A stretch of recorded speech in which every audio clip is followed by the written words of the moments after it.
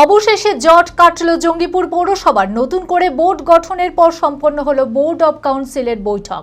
বৃহস্পতিবার পৌরপিতা মফিজুল ইসলাম সমস্ত কাউন্সিলরদের সঙ্গে নিয়ে বোর্ড অব কাউন্সিলের বৈঠক করেন। পৌর এলাকাবাসী পরিষেবা পাবে দ্রুত, উন্নয়নের গতি বাড়বে আরও। মানসিক স্বাস্থ্যের জন্য সবার আগে যে নামটি মনে ভেসে ওঠে, সুস্থ মনের ঠিকানা মনোবীক্ষণ। যোগাযোগ নাম্বার 7477799513। সরকারি নির্দেশিকা অনুযায়ী জঙ্গিপুর পৌর বোর্ড ভেঙে পৌরপিতার পদ থেকে সরিয়ে দেওয়া হয়েছিল মফিজুল ইসলামকে। পৌর প্রশাসকের দায়িত্বভার গ্রহণ করেছিলেন মহকুমা শাসক। এর প্রতিবাদে হাইকোর্টের দ্বারস্থ হয়েছিলেন মফিজুল ইসলাম সহ অন্যান্য কাউন্সিলররা। অবশেষে পুরনো বোর্ডই বহাল থাকার নির্দেশ দেয় হাইকোর্টের বিচারক। দ্বিতীয়বারের জন্য জঙ্গিপুর পৌরসভার পৌরপিতার দায়িত্ব গ্রহণ করলেও মহকুমা শাসকের দপ্তর থেকে লিখিত নির্দেশিকা পাওয়ার জন্য নানান জটিলতা তৈরি হয়। অবশেষে সমস্ত জটিলতা কাটিয়ে নতুন করে বোর্ড গঠনের পর সম্পন্ন হলো বোর্ড অব কাউন্সিলের বৈঠক। বৃহস্পতিবার পৌরপিতা মফিজুল ইসলাম দলীয় 12 জন ও বিরোধী 4 জন, মোট 16 জন কাউন্সিলরকে সঙ্গে নিয়ে বোর্ড অব কাউন্সিলের বৈঠক করেন। পৌর এলাকাবাসীরা পরিষেবা পাবে দ্রুত, উন্নয়নের গতি আরও বাড়বে বলে অঙ্গীকার করেন পৌরপিতা মফিজুল ইসলাম। বিএসও মিটিং ছিল। আমরা কেসে জিতার পর এই প্রথম আমাদের বিএসও মিটিং হলো। সেখানে আমার দলীয় কাউন্সিলর 12টা ছিল, সিপিএমের 2টো, কংগ্রেসের 1টা, বিজেপির 1টা, টোটাল 16 জন ছিল। আর যাই হোক, আমাদের হাইকোর্টের রায়টাকে আমরা মান্যতা দেওয়ায় আমরা বিএসও মিটিং করেছি। সব কাউন্সিলর হাজির হয়েছে।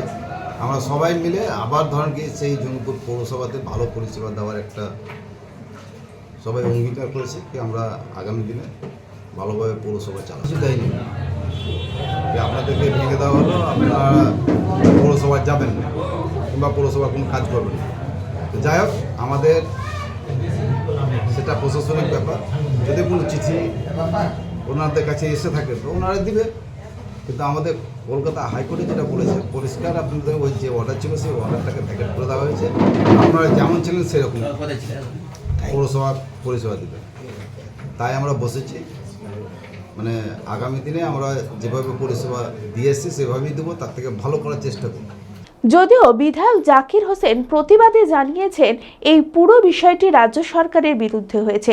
সমস্ত বিষয়টি তিনি রাজ্যের ঊর্ধ্বতন কর্তৃপক্ষকেও জানিয়েছেন। চরক স্কয়ার হসপিটাল সুস্থতার একমাত্র ভরসা।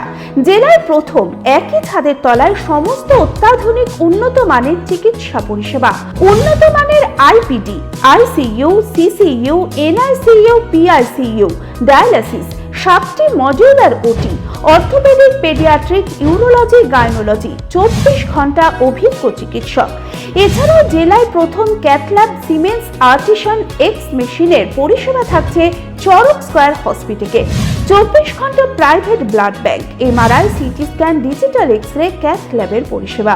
ওপিডিতে বসছেন বিশিষ্ট চিকিৎসকেরা। রয়েছে স্বাস্থ্যসাথী কার্ডে চিকিৎসার সুব্যবস্থা। চরক স্কয়ার হসপিটাল, 79 পঞ্চানন তলা, চালতিয়া, বহরমপুর, মুর্শিদাবাদ।